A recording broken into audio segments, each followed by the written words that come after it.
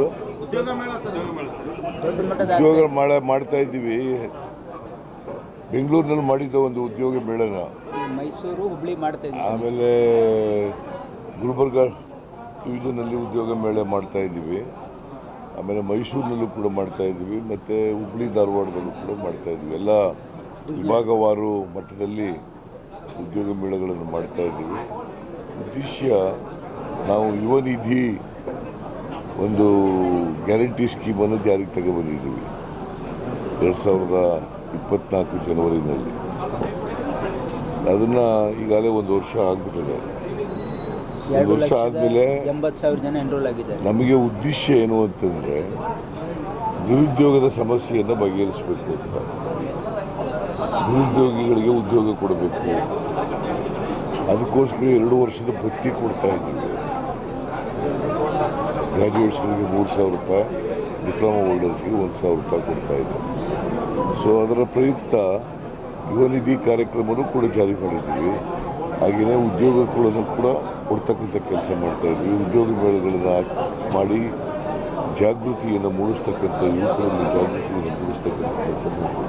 It is our commitment, party commitment, ಉದ್ಯೋಗ ಕೊಡ್ತಕ್ಕಂಥದ್ದು.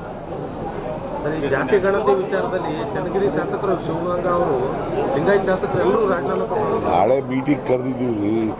ಅವರು is not a cabinet minister. ಕ್ಯಾಬಿನೆಟ್ನಲ್ಲಿ ನಾಳೆ ಚರ್ಚೆ ಮಾಡ್ತೀವಿ. ಅದಕ್ಕೆ ಎಲ್ಲ ಮಿನಿಸ್ಟ್ರಿಗಳಿಗೂ ಕೂಡ ನಾಳೆ ಇದೊಂದೇ ಸಬ್ಜೆಕ್ಟ್ ಇಟ್ಕೊಂಡಿದ್ದೀವಿ. ಆ ಜಾತಿ ಗಣತಿ ಎಲ್ಲ ನಿಜ ಹೇಳಬೇಕು ಅಂದರೆ ಸೋಷಿಯೋ ಎಕನಾಮಿಕ್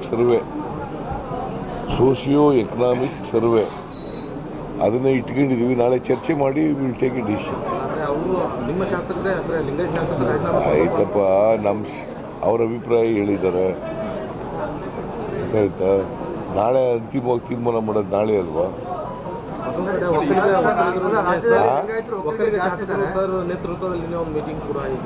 ಮಾಡಲಿ, ಈಗ ಅವ್ರ ಅಭಿಪ್ರಾಯ ಹೇಳ್ಬೇಕು. ನಾಳೆ ಇವರು 5 ಜನ ಇದ್ದಾರೆ ಒಕ್ಕಲಿಗ ಮಿನಿಸ್ಟರ್ಸ್, ಅವ್ರು ಬಂದು ಅಭಿಪ್ರಾಯಗಳು ಹೇಳಬೇಕಲ್ಲ.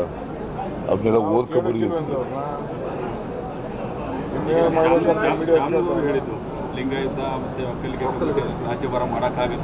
ನೋಡಪ್ಪ. ಇದು ಸೋಷಿಯೋ ಎಕನಾಮಿಕ್ ಸರ್ವೆ. ಯಾರಿಗೂ ಅನ್ಯಾಯ ಆಗಲ್ಲ, ಅನ್ಯಾಯ ಆಗಲಿಕ್ಕೆ ನಾವು ಬಿಡಲ್ಲ.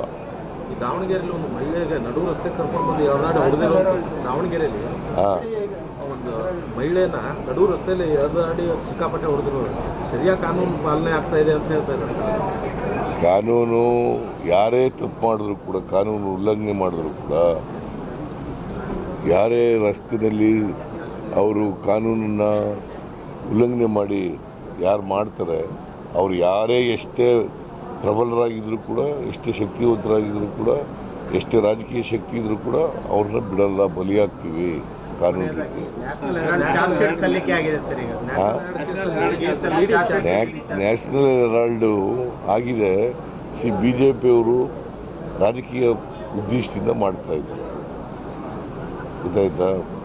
ನ್ಯಾಷನಲ್ ಹೆರಾಲ್ಡು ಅದು ಈಗ ನಿನ್ನೆ ಮೊನ್ನೆ ಪ್ರಾರಂಭ ಆಗಿದೆಯಾ? 100 ವರ್ಷಗಳಿಂದ ಇದೆ